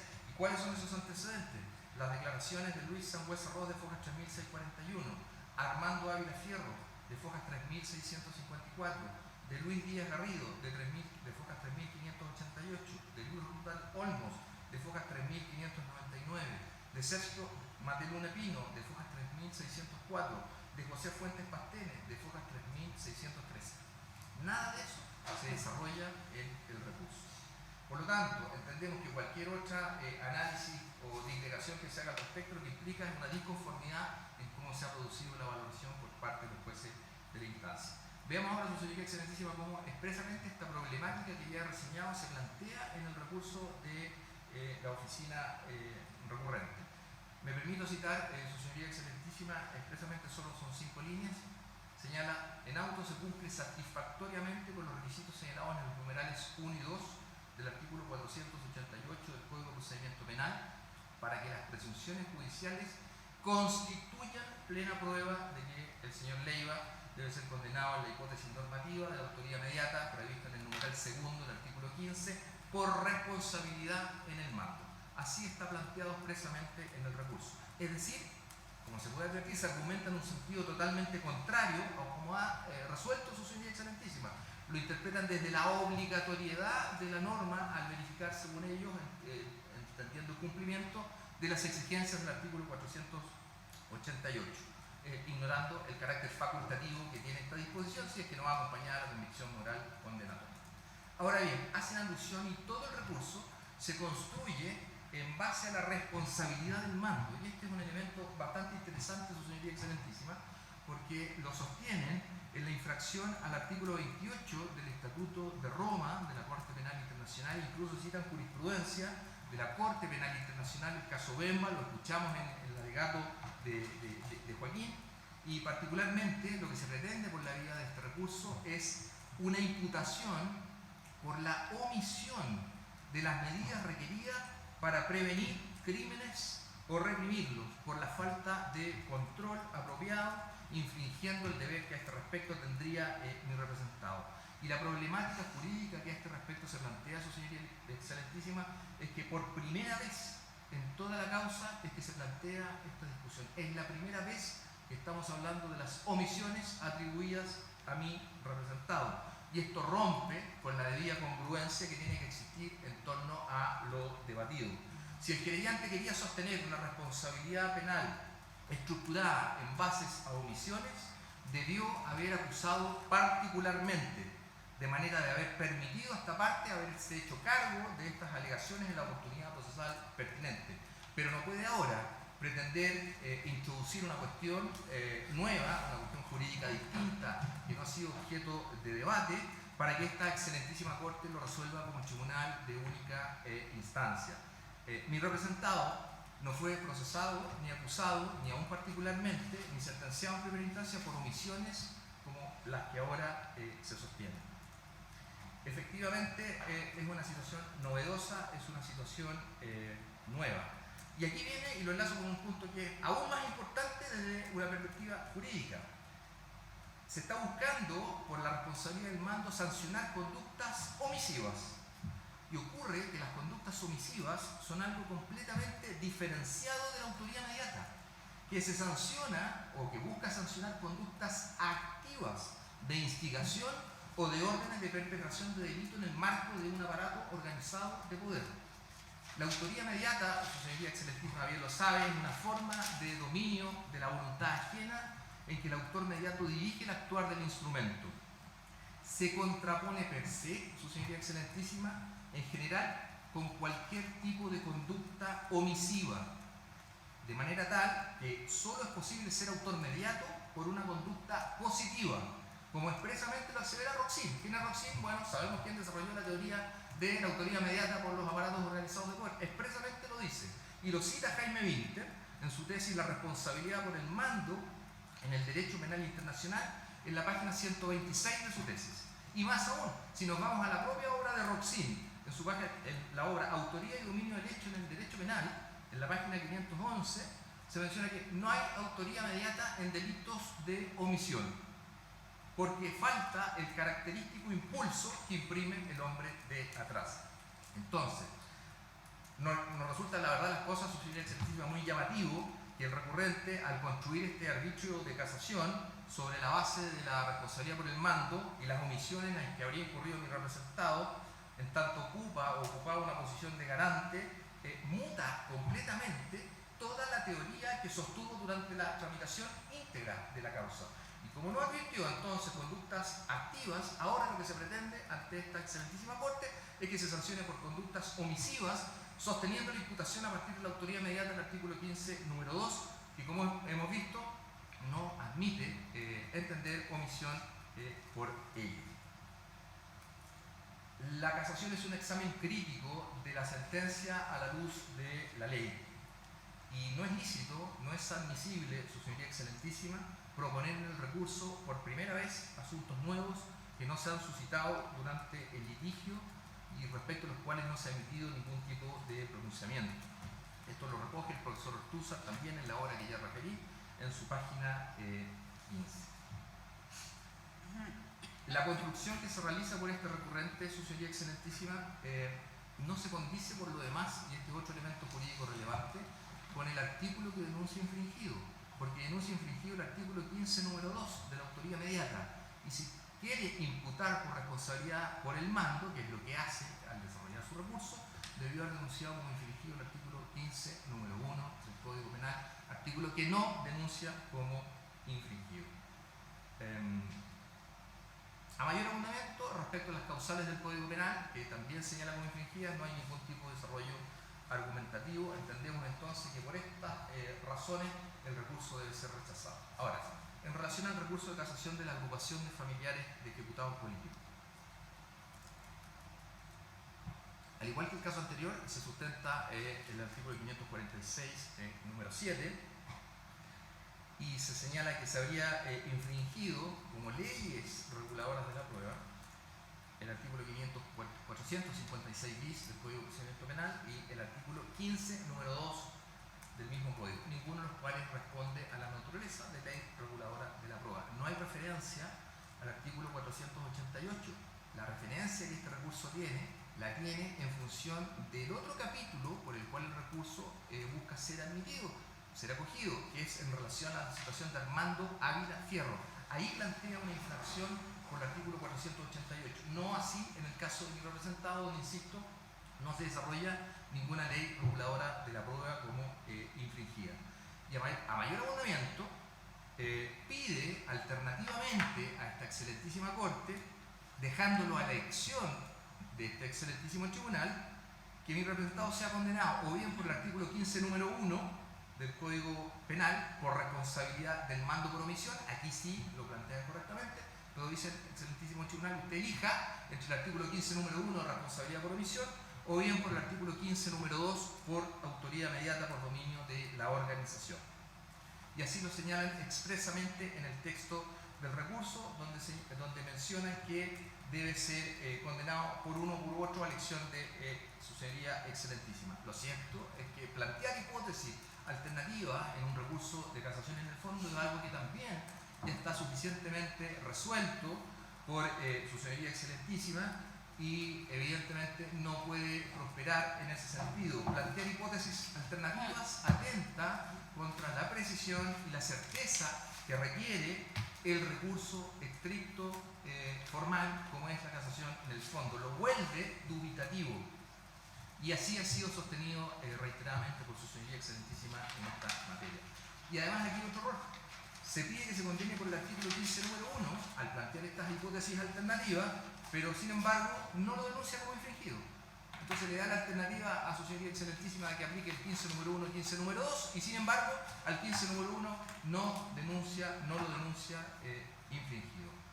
Además, todo el razonamiento y la exposición que se hace en torno a la responsabilidad por el mando, que construye nuevamente en base a conductas omisivas, como lo escuchamos en el alegato que me precedió, nunca fue expuesta con anterioridad en el desarrollo, en el trámite de la causa, al igual que mencioné en el recurso anterior. Es primera vez que se plantea esta discusión y vuelvo a insistir en este punto, no puede entonces prosperar al pretenderse que su señoría excelentísima funja de única instancia en esta materia. Sin perjuicio de lo que he señalado, me quiero hacer cargo, su señoría excelentísima, de lo que tiene que ver con la autoría inmediata que ha sido esbozada en el desarrollo de los recursos. Con esto, la segunda parte ya de mi alegato, no me va a tomar más allá de 10 minutos mi exposición. Mi representado, su señoría excelentísima, es un general de ejército de la rama de caballería que tuvo una impecable trayectoria profesional, siempre o fundamentalmente vinculado al ámbito de la diplomacia. Ejerció como delegado Chile observador en la guerra de Honduras El Salvador, fue agregado militar en Venezuela, fue profesor de la Academia de Guerra, es experto en administración de personal y de historia militar. Fue encargado de la seguridad de la reina Isabel II cuando vino a Chile, fue condecorado incluso por ella en su desplazamiento por Santiago. No tiene historial en materia de violaciones de derechos humanos, no tiene el curso de las Américas, no tiene cursos de inteligencia en esta materia y jamás ha experimentado un reproche a nivel de sentencia condenatoria en materia de derechos humanos ni en ninguna otra. Y es nombrado como director de la CNI con posterioridad a la pérdida del plebiscito de octubre del año 88 y asume el 23 de noviembre de dicho año y se mantiene en el cargo hasta el 24 de abril del año 89, según el decreto 625 del Ministerio del Interior que forma parte del expediente. Es decir, tuvo 5 meses en el cargo. Es el director nacional que menos tiempo estuvo, hoy día tiene 87 años de edad. Fue llamado para terminar con la CNI, sí, no estuvo, como se manifestó por Cristian, hasta el año 90 para poder terminarla, no, lo sacaron en abril del año 89, pudo estar solo 5 meses en el cargo. Su función era terminar con la CNI y redestinar los recursos que éstas tenía para traspasárselo al Ejército de Chile. Él es quien concluye, que termina, la persona que termina con la actividad operativa, porque la desarma, la desintegra, a la unidad antisubversiva, que era la que comandaba Álvaro Corbalán, con anterioridad al plebiscito, bajo la dirección de Hugo Salas Belzel. La desarticulación de esa unidad antisubversiva la lleva a cabo mi representado, y las actividades operativas o de combate, como eufemísticamente se le llamaban a la violación de los derechos humanos, se acaban al desarticularse esa unidad. ¿Qué es lo que ocurrió, sin embargo? Que agentes que venían de esta unidad desarticulada y que de alguna manera se sienten huérfanos respecto de lo que va a ocurrir con la CNI, y esto lo reconoce el propio Luis Sangüesa Ross, quien manifiesta que ellos sentían desconcierto e inseguridad con lo que iba a ocurrir, se oponen en los hechos a esta desarticulación y a este término de la CNI, sosteniendo que era necesario mantener organismos de inteligencia porque seguían habiendo focos de subversivo, como también eufemísticamente le denominaban.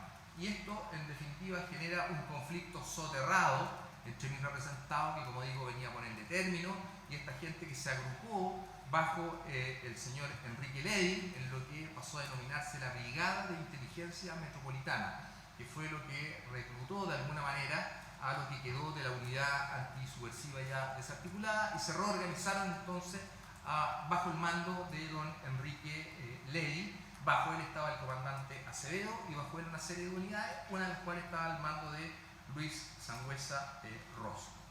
Entonces esta gente no aceptaba el término de la CNI y manifestaba la necesidad de tener una mano mal llamada mano dura y seguir combatiendo estos focos subversivos que le denominaban.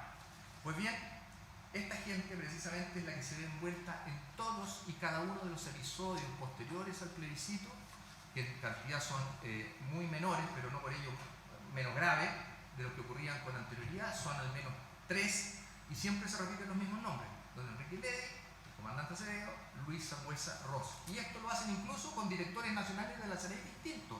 Es decir, salen representados, los sacan de la CNI en abril del año 89 y en septiembre ocurre el asesinato, se mencionó ya en los alegatos, de Yegan Neymer, con otro director general de la CNI. ¿Y quién interviene en este asesinato? Las mismas personas que venían de esta brigada metropolitana bajo el mando de don Enrique Ledy. Un punto muy relevante, su señoría excelentísima, es que el señor Ledy tenía un propio Estado Mayor o cuartel general. Esto es muy importante porque se dice cómo se puede disponer de recursos sin que el director nacional lo sepa. Bueno, este señor tenía un cuartel general. Un cuartel general es un apoyo al mando y tenía unidades de operaciones, logística, inteligencia y personal. Y esta era gente que cooperaba al desarrollo de las funciones del señor Ledy. Y el infiltrado Miguel formaba parte de este cuartel general de don Enrique Ledy. Vuelvo a insistir, tenía, y esto permite explicar el por qué se pueden llevar a cabo cierto tipo de actuaciones con prescindencia del conocimiento del director nacional en el contexto que ya he señalado, este conflicto soterrado, donde en definitiva no se aceptaba el término de la CNI por parte de estos agentes que se agruparon en torno al mandato o la dirección del señor Ledy. La CNI, su señoría excelentísima, no era una asociación ilícita, tenía una estructura y un marco legal, y esto lo reconoce el sentenciador de primera instancia.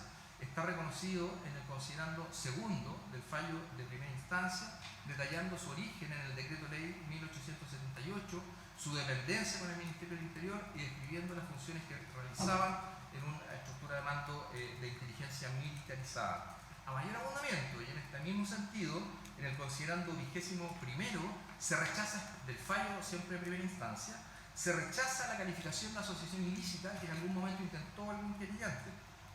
Y el ministro Carroza dice que no advierte en este caso la asociación ilícita porque no se trata de una organización creada al margen de la ley. Por el contrario, dice, se le otorga un marco legal, reglamentación, pero su visión se desnaturaliza y se cometen delitos. Y en el mismo sentido, en el considerando 37, se rechazaron todas las alegaciones de eximente, alegadas incluso la eximente incompleta, sosteniendo que los subordinados debían desobedecer, no estaban obligados a aceptar órdenes antijurídicas, estaban en posición de desobedecer órdenes antijurídicas emanadas de sus superiores, precisamente porque excedían las órbitas de sus facultades y por eso se rechaza. Entonces se ratifica a los ojos del sentenciador de primera instancia que estamos hablando de una institución con legalidad y que frente a un hecho ilícito el subordinado no está obligado a obedecer al superior. Y esto nos lleva de lleno a la autoría mediata en los aparatos organizados o estructuras de poder de Roxin, donde una de las exigencias básicas es que la estructura en su conjunto esté al margen de la legalidad. Si la dirección o parte de ellas están sujetas parcialmente a la legalidad, entonces no es posible sostener la autoría mediata como él lo desarrolla, porque entonces la orden, la instrucción, no funda dominio, en la medida que no necesariamente, no puede ser antijurídica.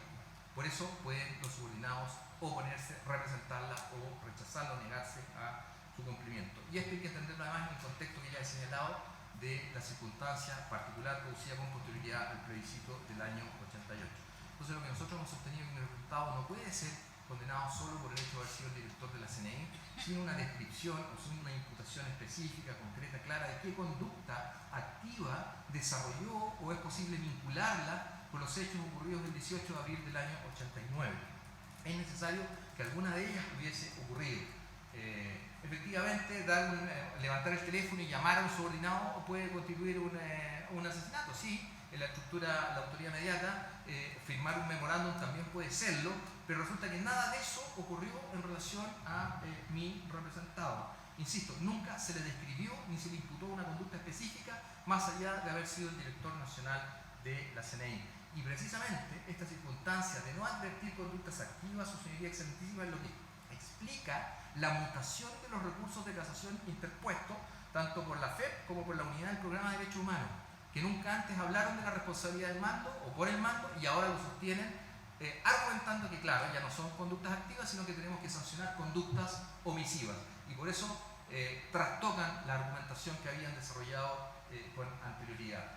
Voy terminando, su señoría excelentísima, haciendo presente que la infiltración de Miguel no era una operación conocida por mi representado, era una operación del señor Ledy.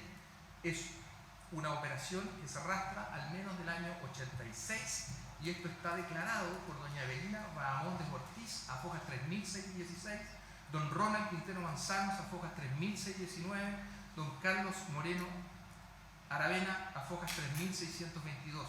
Del año 86 el señor Ledy tenía a este funcionario como civil de la CNI, que era un ex carabinero, infiltrado a su completa disposición. Es más, Ledy lo quería contratar en su propia brigada a este respecto, y esto lo declara Luis Sangüesa Ross a fojas 3640.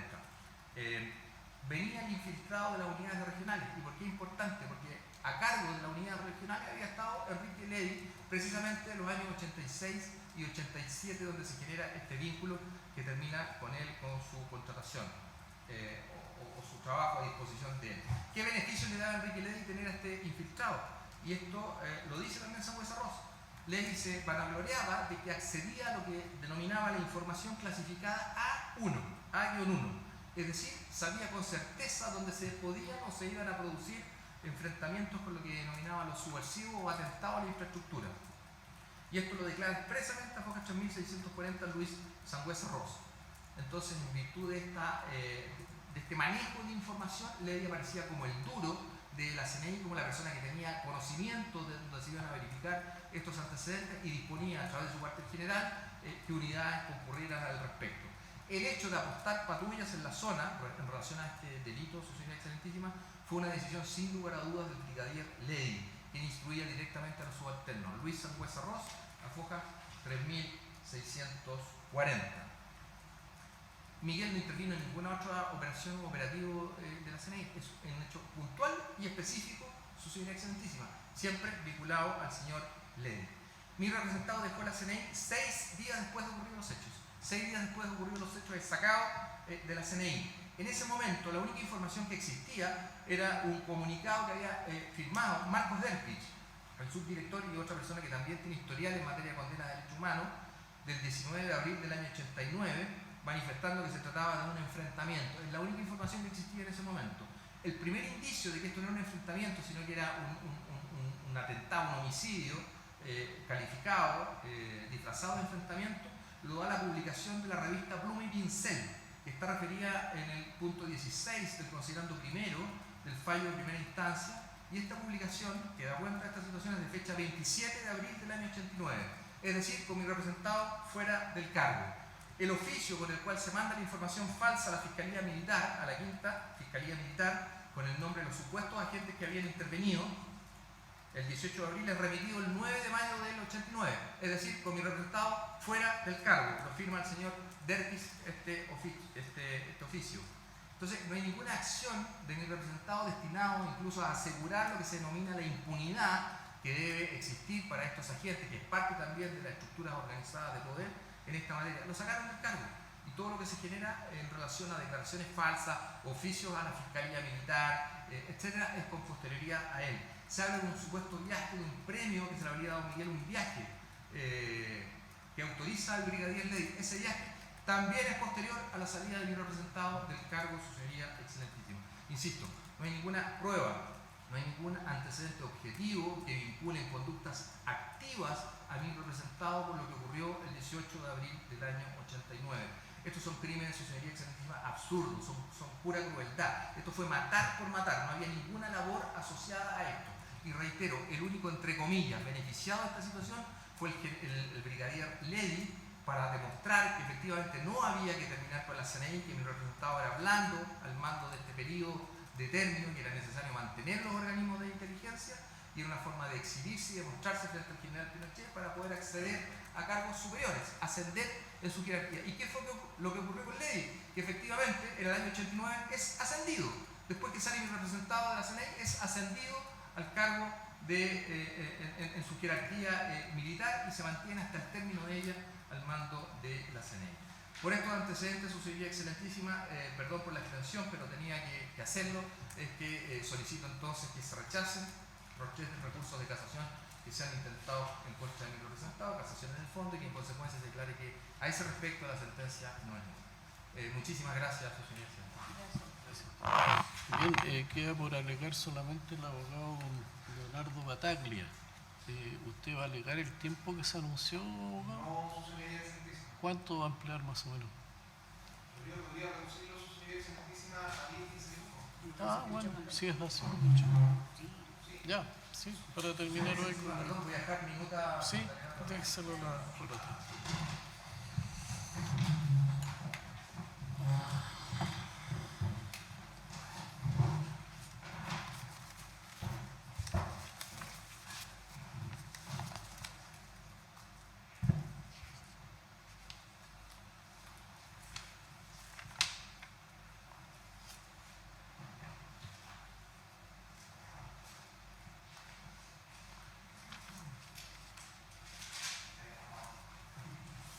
Bien, puede comenzar su alegato. Con la venia de su señoría excelentísima, su presidente, y su señoría excelentísima, alego representación de don Armando Ávila Fierro solicitando el rechazo del recurso de casación en el fondo interpuesto en su contra por la agrupación de familiares y diputados políticos AFEP. En atención, su señoría excelentísima, las consideraciones que a continuación paso a reseñar. Su señoría excelentísima, a diferencia, mi representado es la única persona que tanto en primera como en segunda instancia ha sido absuelta de todos los cargos que fueron formulados en su minuto. El ministro señor Carroza lo absolvió de conformidad con lo dispuesto en el considerando 16 del fallo recurrido, toda vez que no existían antecedentes suficientes para formar convicción en orden a condenarlo, y el fallo de segunda instancia, su señoría excelentísima, hizo suyo el razonamiento esgrimido por el señor ministro instructor, con un pequeño error que en definitiva cita mal el considerando correspondiente, habla del considerando 15 en circunstancias de que se estaba refiriendo al considerando 16, pero hace suyo las argumentaciones vertidas por el ministro señor Carroza en orden a rechazar los recursos que se habían interpuesto, manteniendo la absolución de mi defendido.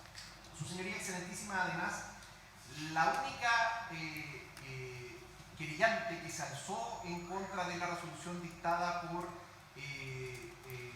la Corte de Apelaciones, confirmando la absolución de mi defendido, fue precisamente la agrupación de familiares y diputados políticos. Ninguno de los otros querellantes, su señoría excelentísima, interpuso recurso en contra con el objeto de dictar la correspondiente sentencia de reemplazo condenando a mi defendido.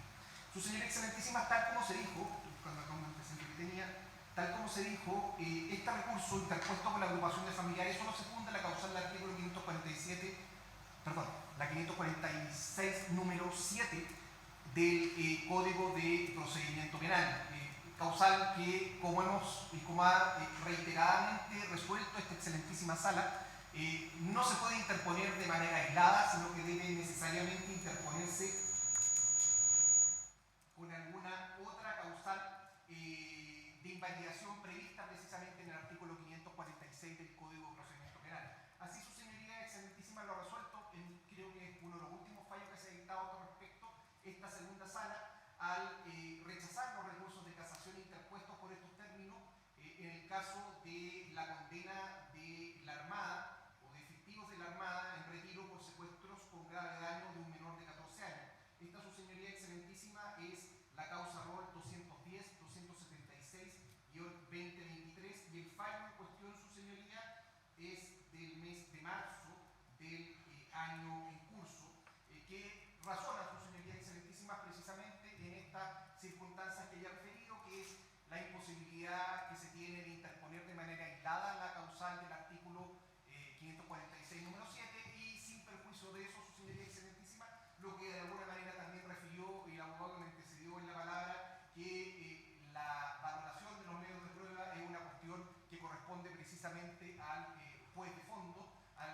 que no puede ser revisada sin otra causal aparejada por parte de su señoría excelentísima sobre la base de la interposición del recurso de casación en el fondo.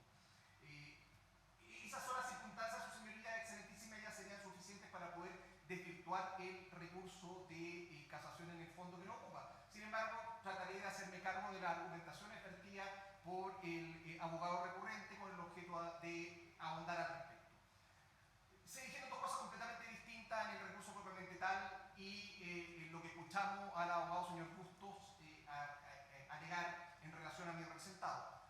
Creo que fue un minuto, su señoría excelentísima, que se refirieron a mi defendido, en donde, trato de citarlo de manera textual, dice que está en este caso, refiriéndose a mi representado, Armando Ávila Fierro, solo porque nadie lo habría condenado, a diferencia de lo que ocurría con el señor Leiva, que fue en definitiva absuelto en segunda instancia, había sido condenado en primera instancia, que efectivamente considerando 16, que considerando el fallo que se cita correctamente por parte del señor ministro Carroza, que hizo suyo en la Corte de Apelaciones de Santiago, señala o escribe que mi representado solo había llegado hasta 2 cuadras del lugar del hecho, pero que de todas maneras su señoría indica o señala que eso no resta a que mi representado haya participado en la planificación conjunta de este suceso y por ende que le correspondería una coautoría en el mismo, sin precisar su señoría excelentísima de a dónde o en qué fundamento o en qué prueba concreta se sustentaría tal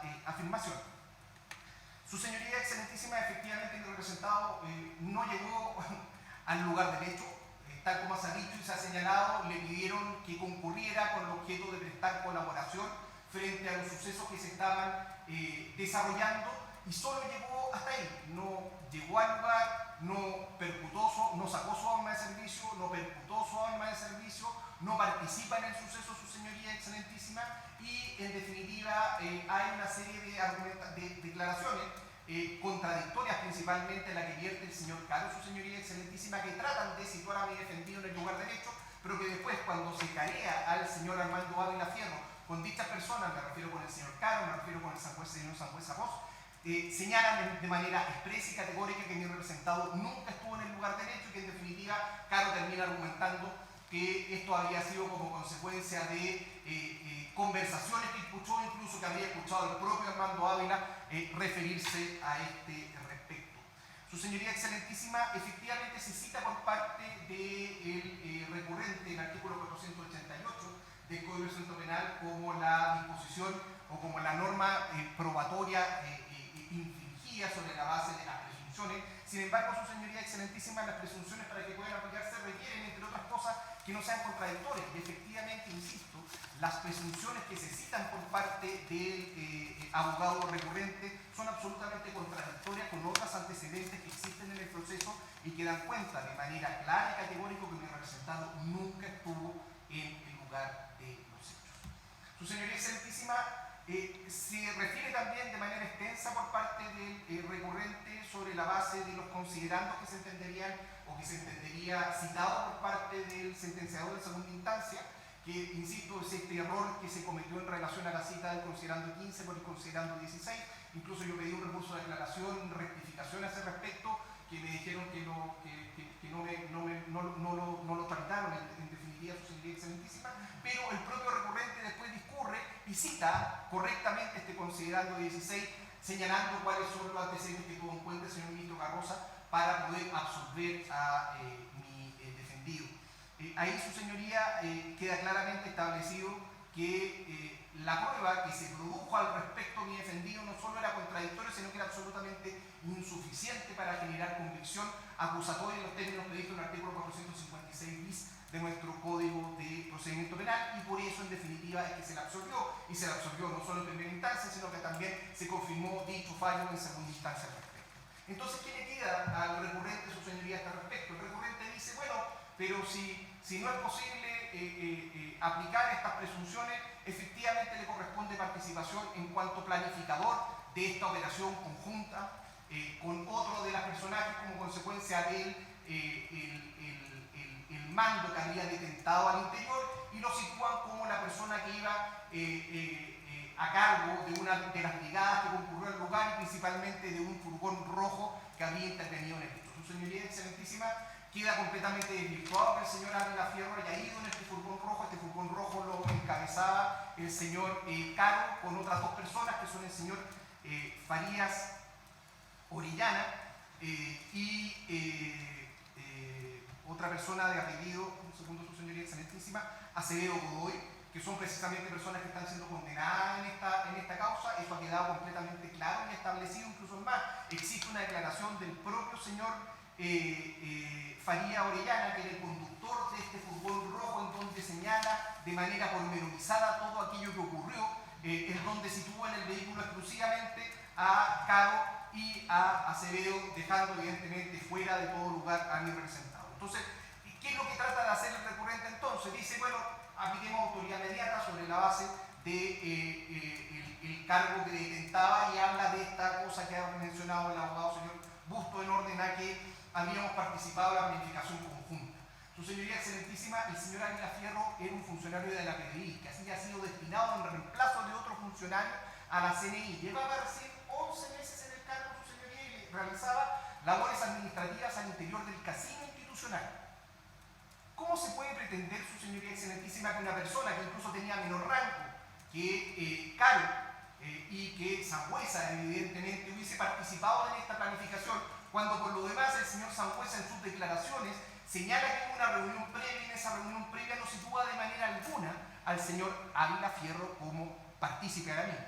Hemos escuchado, su señoría excelentísima, atentamente lo que se ha reseñado en relación a la situación del señor Leiva. Esta guerra soterrada que existía entre el señor Leiva y el señor Levy con el objeto de dar cumplimiento al mandato que se había encomendado en orden a desarticular a la CNI. ¿Qué podía tener de participación una persona, su señoría excelentísima, que estaba a cargo de la administración del casino en esta planificación, en este tema, en esta autoría mediata que, tal como se ha resuelto por parte de su señoría excelentísima y existen fallos al respecto, requiere de que yo actúe a través de alguien, que tenga una marioneta, su señoría excelentísima, que no tenga voluntad, y que no tenga voluntad precisamente como consecuencia del mando que ejerzo? ¿Dónde está ese mando por parte del señor Ávila Fierro, su señoría excelentísima? No existe en ningún lado, no existe en ninguna parte, no existe ninguna prueba al respecto en ese entendido. Y es por eso, su señoría excelentísima, que el señor Ávila Fierro en definitiva fue absuelto de todos los cargos que se le formularon a su respecto. Su señoría excelentísima, hoy no se infringió el artículo 488 del Código de Procedimiento Penal.